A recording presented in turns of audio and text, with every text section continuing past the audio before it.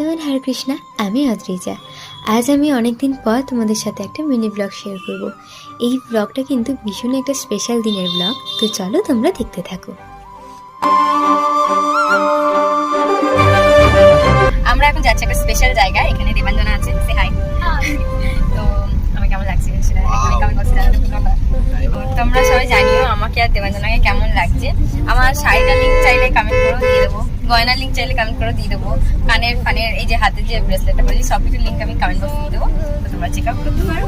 আর চলো এখন যাওয়া যাক। আর এটা হচ্ছে একটা খুব সিক্রেটলি একটা ইভেন্ট, তো যেটার ফটোজ বা ভিডিওস আমি আপলোড করতে পারবো না। জাস্ট লুকটা দেখে দাও, তোমাদের কেমন লাগছে অবশ্যই জানিও।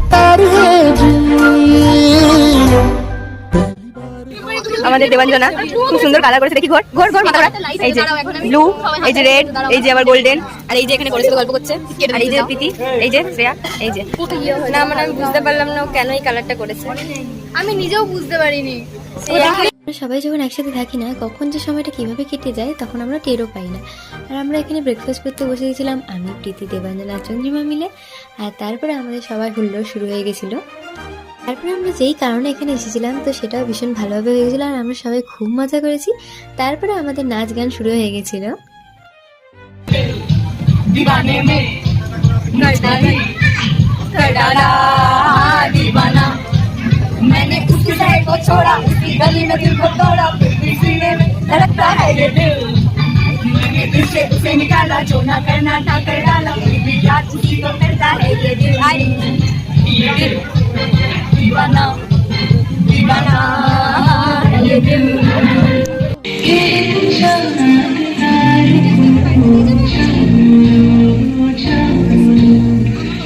কিছু খুব ভালোভাবে কমপ্লিট হয়ে যাওয়ার পর আমরা কিন্তু লাঞ্চ করতে বসে পড়েছিলাম। আর তোমাদের এই ভিডিওটা কেমন লাগলো আমাকে জানিও।